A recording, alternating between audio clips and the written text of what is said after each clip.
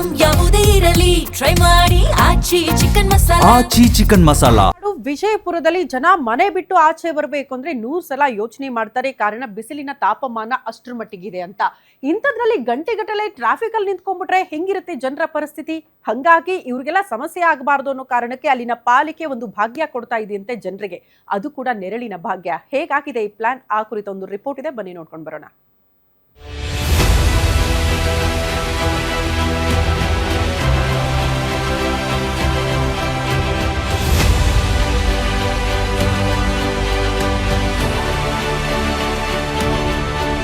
ಉತ್ತರ ಕರ್ನಾಟಕದ ವಿವಿಧ ಜಿಲ್ಲೆಗಳಲ್ಲಿ ತಾಪಮಾನ ದಿನದಿಂದ ದಿನಕ್ಕೆ ಏರಿಕೆಯಾಗ್ತಿದೆ. ಬೇಸಿಗೆ ಆರಂಭದಲ್ಲೇ ಸುಡು ಬಿಸಿಲಿಗೆ ಜನ ಹೈರಾಣಾಗಿದ್ದಾರೆ. ಅದರಲ್ಲೂ ಬಿಸಿಲು ನಾಡು ವಿಜಯಪುರದಲ್ಲಿ ಕೇಳುವುದೇ ಬೇಡ. ಜನ ಮನೆಯಿಂದ ಆಚೆ ಬರಲು ಯೋಚನೆ ಮಾಡಿ ಬರುವ ಸ್ಥಿತಿ ಇದೆ. ಆದ್ರಿಂದ ಎಚ್ಚೆತ್ತ ಮಹಾನಗರ ಪಾಲಿಕೆ ನೆರಳಿನ ಭಾಗ್ಯ ಕರುಣಿಸಿದೆ. ವಾಹನ ಸವಾರರಿಗೆ ಅನುಕೂಲವಾಗಲೆಂದು ಸಿಗ್ನಲ್ಗಳಲ್ಲಿ ಹಸಿರು ಟೆಂಟ್ ನಿರ್ಮಿಸಿದೆ. ನಗರದ ಒಟ್ಟು 6 ಕಡೆಯ ಸಿಗ್ನಲ್ಗಳಲ್ಲಿ ನೆರಳಿನ ಟೆಂಟ್ ಹಾಕಲಾಗಿದೆ. ಬಿಜಾಪುರ ನಗರದಾಗ ಈ ಬೇಸಿಗೆಯ ದಿನದಲ್ಲಿ ಪ್ರತಿ ವರ್ಷ ಇದು ಬಸ್ ಸ್ಟ್ಯಾಂಡ್ ಹತ್ರ ಆಗಲಿ, ಬಸವೇಶ್ವರ ಸರ್ಕಲ್ ಹತ್ರ ಆಗಲಿ, ಗಾಂಧಿ ಚೌಕ್ ಹತ್ರ ಆಗಲಿ, ಬೇಸಿಗೆಗೆ ಸಿಗ್ನಲಲ್ಲಿ ಜನರಿಗೆ ನಿಂದಿರ್ಲಿಕ್ಕೆ ಇವ್ರೇನು ಟೆಂಟ್ ಹಾಕ್ತಾರೆ.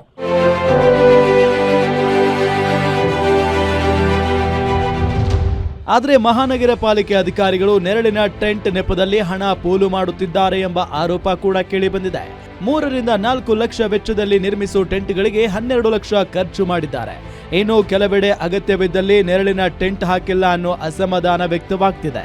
ಈಗಾಗಲೇ ವಿಜಯಪುರ ನಗರದಲ್ಲಿ ನಾವು ನೋಡ್ತಾ ಇದ್ದೀವಿ 30 ರಿಂದ 40% ಏನದಲ್ಲ ಡಿಗ್ರಿ ಸೆಲ್ಸಿಯಸ್ ಬಿಸಿಲು ನಡೀತಾ ಇದೆ.